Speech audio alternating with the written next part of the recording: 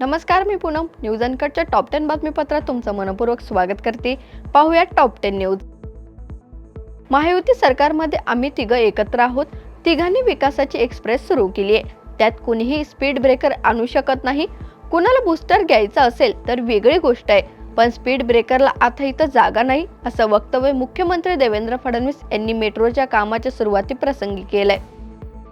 घराच्या बांधकामासाठी लाभार्थ्यांना जवळच वाळू आगारातून वाळू देण्यासाठी गटविकास अधिकाऱ्यांच्या माध्यमातून घरपोच स्वामित्व धन पावती देण्यात यावी. 8 दिवसात हे स्वामित्व धन न मिळाल्यास संबंधित तहसीलदारांना जबाबदार धरून कारवाई केली जाईल, असा इशारा महसूल मंत्री चंद्रशेखर बावनकुळे यांनी दिलाय.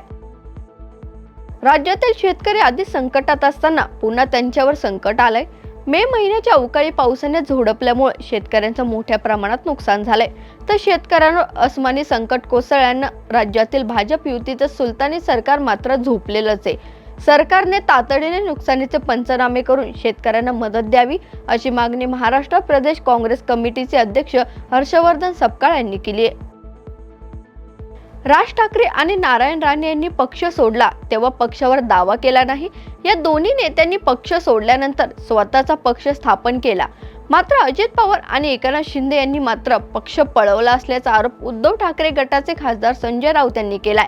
नाशिक जिल्ह्याच्या दौऱ्यावर असताना त्यांनी पत्रकारांशी संवाद साधताना म्हटलंय, गेल्या काही दिवसांमध्ये राज्यातील अनेक भागांमध्ये देवी देवतांच्या मूर्तीची विटंबना करण्यात आली आहे. हे सगळे नियोजनबद्ध सुरू आहे. तर सरकारला माझी विनंती आहे की राज्यातील सगळ्या मंदिरांमध्ये सीसीटीव्ही कॅमेरे बसवण्याचे आदेश द्यावेत. तसेच प्रत्येक गावात धर्म दल स्थापन करण्याची गरज आहे, असं वक्तव्य भाजप आमदार गोपीचंद पडळकर यांनी केलंय.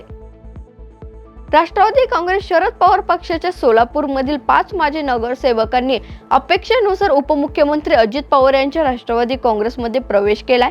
क्रीडा व युवक कल्याण राज्यमंत्री तथा सोलापूरचे माजी पालकमंत्री दत्तात्रय भरणे यांच्या मध्यस्थीने मुंबईत त्यांच्या कार्यालयात उपस्थित अजित पवार व पक्षाचे प्रदेशाध्यक्ष सुनील तटकरे यांच्या उपस्थितीत हा पक्ष प्रवेश झालाय. मी मुस्लिम मावळा छत्रपतींचा या कार्यक्रमाअंतर्गत छत्रपती संभाजी महाराज यांच्या 368व्या जयंती निमित्त धार्मिक एकतेचं दर्शन देत काल साताऱ्यात मुस्लिम मावळ्यांनी किल्ले वंदनगडापासून साताऱ्यातील शिवतीर्थपर्यंत छत्रपती सन्मान ज्योत काढण्यात आली आहे. यावेळी साताऱ्यातील मोठ्या संख्येने शिवछत्रपतींचे सकल मराठा मुस्लिम मावळे ही उपस्थित होते. तर आजही मुस्लिम समाज छत्रपती शिवाजी महाराजांच्या राजघराण्यांसोबत निष्ठा कायम ठेवू नये, हा संदेश छत्रपती संभाजी महाराजांच्या जयंती कार्यक्रमाच्या निमित्ताने सर्वांना दिलाय. पुणे आंतरराष्ट्रीय विमानतळावर महसूल गुप्तचर विभागाकडून 10 कोटी रुपयांचा हायड्रोपोनिक गांजा जप्त करण्यात आल्याची माहिती समोर आली आहे. बँकॉकवरून आलेले दोघे आरोपी काल पुणे आंतरराष्ट्रीय विमानतळावर उतरले असताना त्यांच्याकडे हायड्रोपोनिक गांजा असल्याची माहिती DRIच्या मुंबई पथकाला मिळाली होती. या प्रकरणी दोघांना ताब्यात घेण्यात आलं असून त्यांची चौकशी सुरू आहे.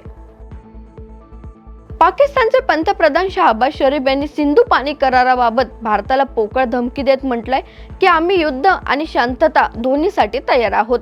यातून भारताला निवड करायची आहे. जर तुम्ही आमचं पाणी थांबवलं तर ही एक लाल रेषा आहे. पाणी हा आमचा हक्क आहे आणि आमचे सैन्य पाकिस्तानच्या लोकांच्या हक्कासाठी लढेल, अशी ग्वाही देत शहबाज शरीफ यांनी भारताला इशारा दिलाय.